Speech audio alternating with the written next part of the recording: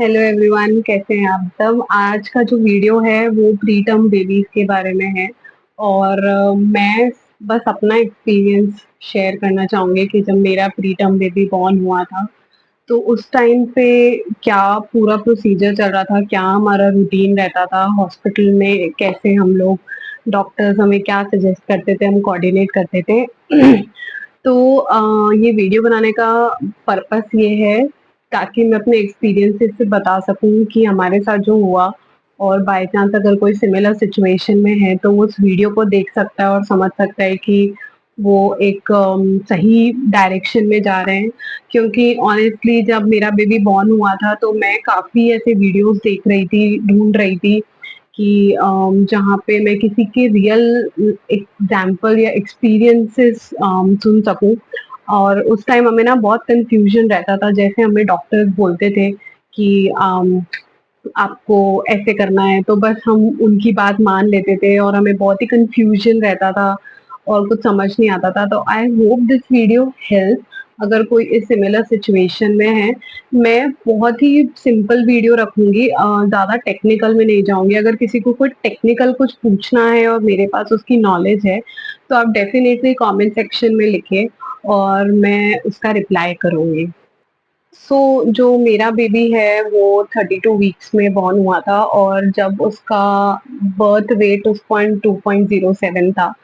तो जैसे ही वो बॉर्न हुआ था उसको सीधा निक्कू में ले गए थे और वहाँ पे उसे अंडर ऑक्सीजन मास्क में रखा था। क्योंकि जो प्रीटर्म बेबीज होते हैं उनके लंग्स इतने डेवलप नहीं होते हैं, तो इसलिए उनको एक सपोर्टिंग सिस्टम चाहिए ताकि वो प्रॉपरली ब्रीथ कर सके। और ये जो ऑक्सीजन मास्क था ये थोड़े टाइम के लिए रहा था, और जो डॉक्टर्स हैं वो ट्राई करते रहते थे कि उसको हटाते थे, फिर 1-2 दिन ऑब्जर्व करते थे कि सब कुछ नॉर्मल है, नॉर्मल ब्रीदिंग है।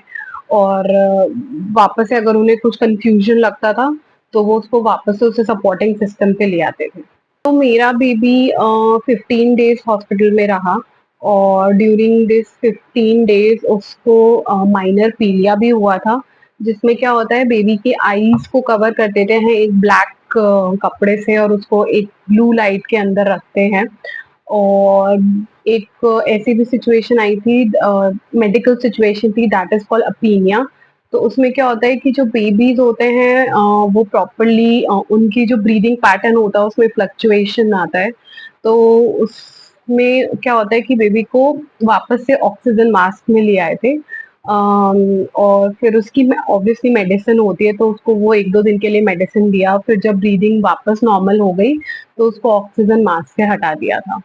तो 15 डेज में हमारे एज अ पेरेंट का हम लोगों का रोल क्या था। मैं 3 डेज हॉस्पिटल में रही, उसके बाद मैं डिस्चार्ज हो गई थी। ऑल्सो जो मेरा हॉस्पिटल और घर है वो पास में था, तो बहुत लोग ऐसे भी होते हैं कि वो लोग हॉस्पिटल में ही या आसपास कोई कमरा ले लेते हैं ताकि वो बेबी के पास रह सके।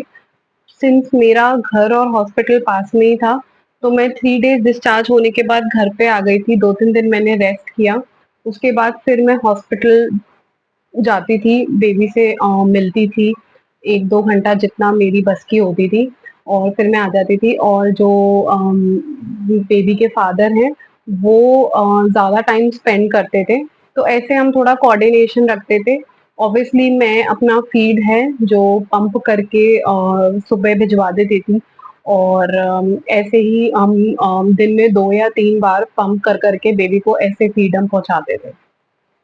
अब जो सबसे इम्पोर्टेंट चीज़ है कि बेबी को डिस्चार्ज, तो मैं अपना एक्सपीरियंस से बताती हूँ।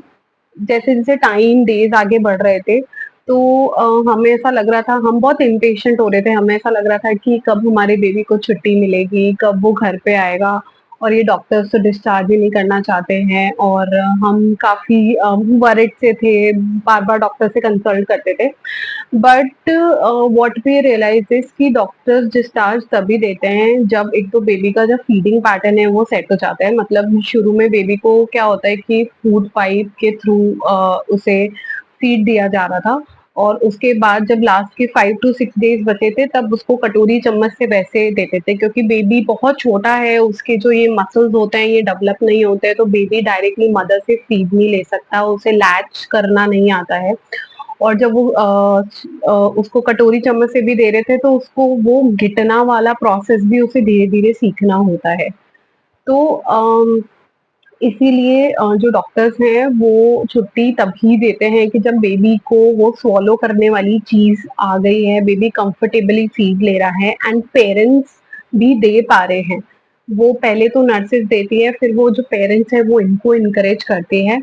एक फीडिंग का रीज़न है और दूसरा होता है कि डेवलपमेंट। एवरी डे बेबी का वेट गेन होना चाहिए। तो वो एक वेट गेन होता रहता है और बेबी जब फीड लेने लग जाता है तभी डॉक्टर्स डिस्चार्ज देते हैं। तो अगर आपके केस में भी ऐसा लग रहा है कि आपको लग रहा है कि बहुत लंबा रोक रहे हैं, डॉक्टर छुट्टी ही नहीं दे रहे हैं, तो ये जब 2 रीज़न्स होंगे तभी डिस्चार्ज होगा। आप प्लीज़ जल्दीबाज़ी मत करिए, पेशेंस रखिए। आपका बेबी वहाँ पे सेफ है, बेटर एनवायरनमेंट में है। घर पे लाके आपको नहीं पता कि वो कैसे रिएक्ट करेगा, आप कैसे सँभाल पाओगे। और जिस दिन हमें डिस्चार्ज मिला था, हमें एक दिन सजेस्ट भी करा था कि हम एक बार जनरल वार्ड में भी शिफ्ट हुए, एक नाइट हम वहाँ पे स्पेंड करें टू चेक कि बेबी बहुत दिनों के बाद निक्कू से निकल रहा है, तो वो कैसे रह रहा है, वो कैसे एडजस्ट कर रहा है एनवायरनमेंट में। तो आई वुड सजेस्ट कि अगर आपके डॉक्टर्स भी ऐसे सजेस्ट कर रहे हैं, तो आप प्लीज़ पैसों को मत देखिए। अगर आप एक दिन रुक के देखें और आप 100% श्योर हो जाए कि नहीं भई, कि ये ठीक है, ये नॉर्मल है, ये एडजस्ट कर पा रहा है, हम इसे सँभाल पाएँगे घर पे, तभी आप उसे घर पे लेकर आइए।